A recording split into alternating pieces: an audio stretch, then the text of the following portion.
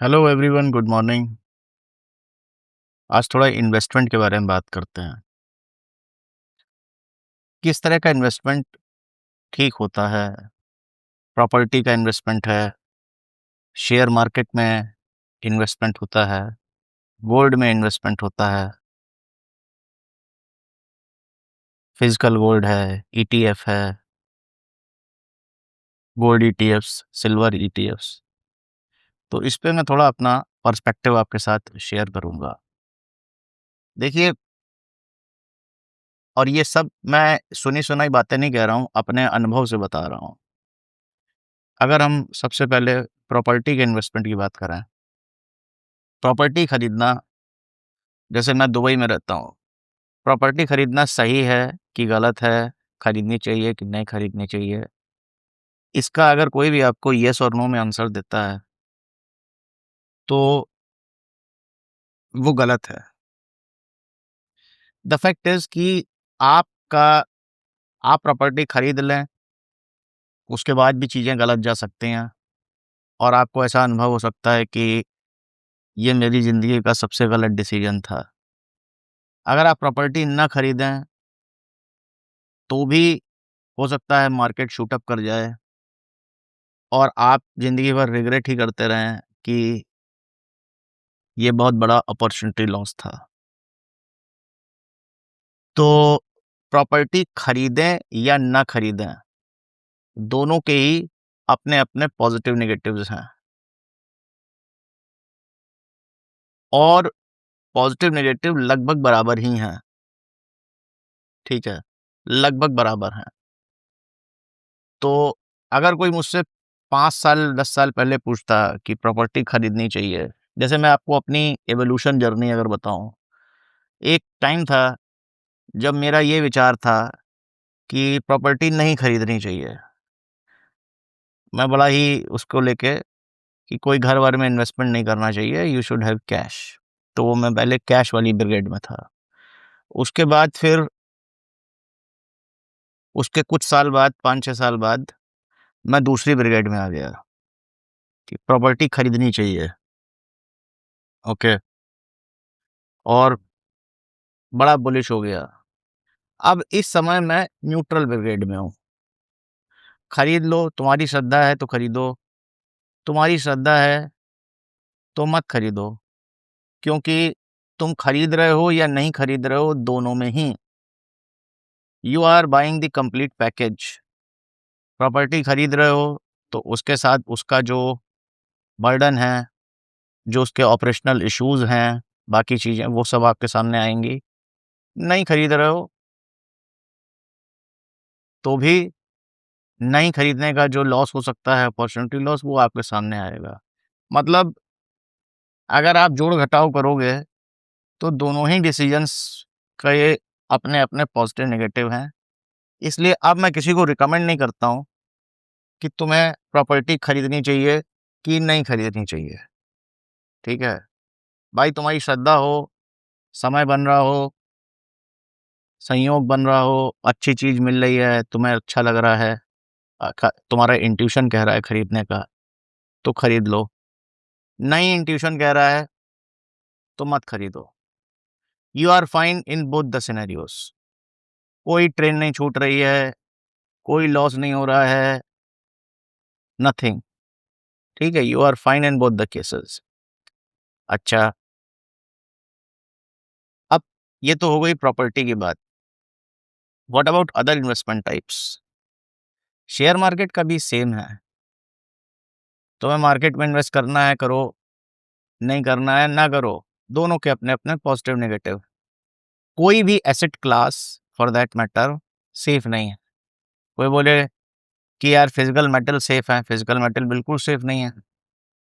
ठीक है, वो अपनी वैल्यू लूज़ नहीं करते हैं, मगर वो आपको मल्टीबैगर रिटर्न भी नहीं दे सकते और उनकी सेफ्टी एक बहुत बड़ा कंसर्न होती है, तो वो भी सेफ नहीं है। अब उसमें लोग बोलते हैं कि गोल्ड ईटीएफ या सिल्वर ईटीएफ ये सही चीज़ें हैं। वो भी सही चीज़ें नहीं हैं, क्योंकि बहुत पॉसिबिलिटी होगी कि वो कभी एक पोंजी स्कीम में कन्वर्ट हो जाएँ। सी इन पेपर जो गोल्ड ईटीएफ है it should be backed by physical units. जरूरी नहीं है कि it is backed by physical units. हम लोग अभी भी ये चीज देख सकते हैं, अभी सिल्वर का प्राइस जो ईटीएफ में है पर आउंस जो कमोडिटी मार्केट में है, अच्छा, और जो आपका फिजिकल मार्केट में है, आप उसके बीच का प्राइस डिफरेंस देखिए।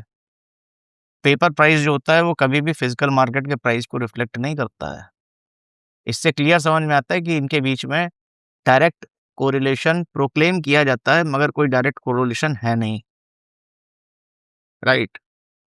तो आप ये भी नहीं कर सकते कि आप अपना सारा पैसा गोल्ड ईटीएफ में लगा दें या इस पे लगा दें, सिल्वर ईटीएफ में, क्योंकि कल को अगर वो एक पोंजी स्कीम बन गए, ये मिथ डिबंक हो गया, तो आपकी पेपर सिल्वर खरीदने वाला कोई बचेगा ही नहीं। उसमें भी रिस्क है। अच्छा, बैंक में रख रहे हैं तो करेंसी डिवैल्यूएशन हो रहा है, उसमें भी रिस्क है। प्रॉपर्टी में था ही, शेयर मार्केट में अपना है, सिल्वर गोल्ड में भी है और कैश में रखने पे भी है। तो अब इससे कंक्लूजन क्या निकला? कंक्लूजन ये मुझे निकला कि पहली बात, कोई भी एसेट क्लास जो होता है ना वो 100% सेफ नहीं है। इसलिए सेफ्टी जो है वो अपने आप में एक एक रॉन्ग टर्म है असेसमेंट करने के लिए। अब मेरे हिसाब से हमको प्रोबेबिलिटी ऑफ रिस्क के कॉन्टेक्स्ट के उस टर्म्स में सोचना चाहिए, कितनी प्रोबेबिलिटी ऑफ रिस्क है। जैसे आप एक नेशनलाइज्ड बैंक में अगर अपनी एफडी रखते हैं तो वो बैंक भी जो है घोटालों में गिर सकता है, आपका पैसा वहां डूब सकता है, बट तो वो रिस्क है, बट उसकी प्रोबेबिलिटी कितनी है, दैट इज द क्वेश्चन।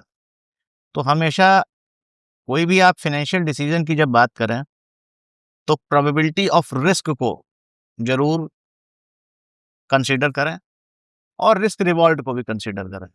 बिना रिस्क के कोई इन्वेस्टमेंट नहीं होता है, तो ये सोचना मत करिए कि ये सेफ इन्वेस्टमेंट है, ये अनसेफ नहीं, सेफ अनसेफ कुछ भी नहीं है।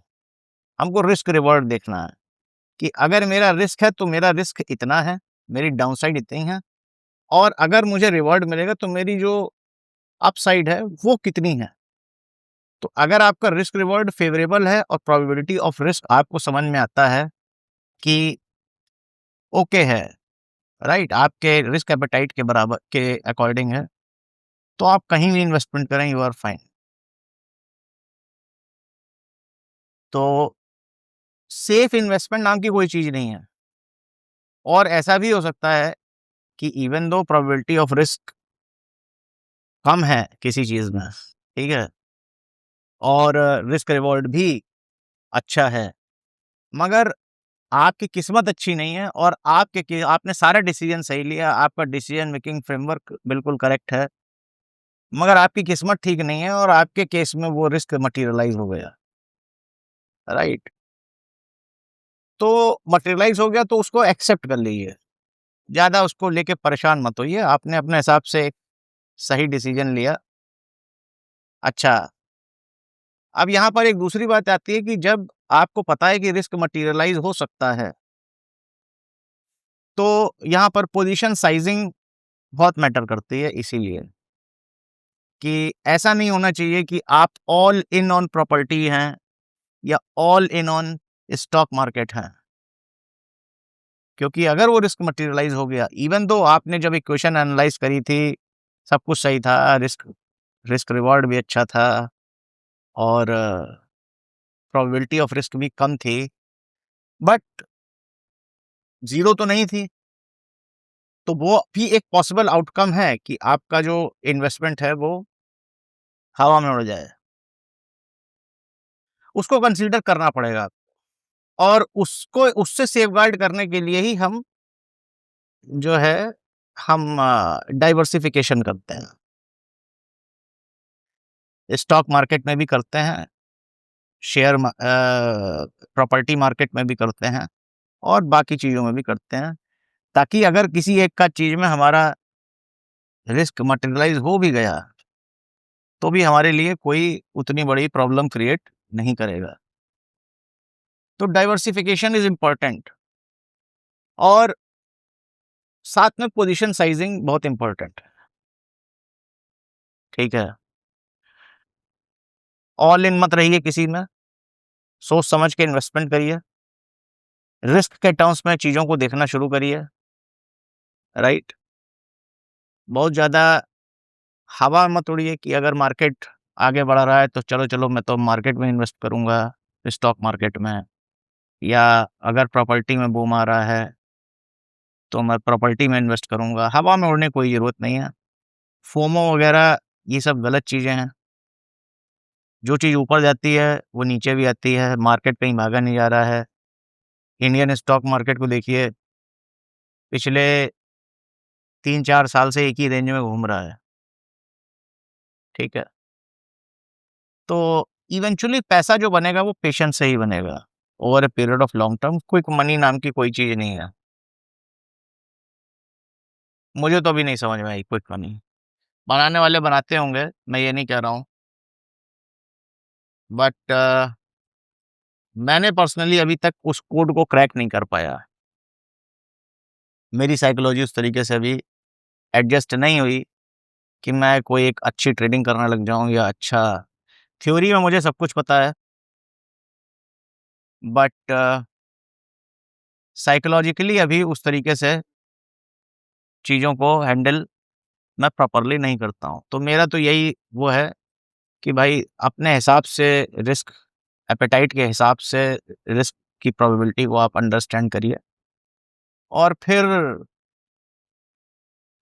जो आपको समझ में आता है एक बैलेंस्ड डाइवर्सिफाइड पोर्टफोलियो रखिए और अगर सब कुछ करने के बाद भी आपको लॉस होता है, उस लॉस को आप एक्सेप्ट करिए। विद गॉड ग्रेस देने वाला भगवान है, लेने वाला भी भगवान है, ठीक है? और थोड़ा पेशेंस रखिए। कुछ पैसा आज तक मिला नहीं, मुझे तो नहीं मिला, आगे मिल जाएगा तो फिर से अपना पॉइंट ऑफ व्यू चेंज कर दूँगा। मेरे को पॉइंट ऑफ व्यू चेंज करने में कोई प्रॉब्लम नहीं आती है। Thank you very much. Radhe, Radhe.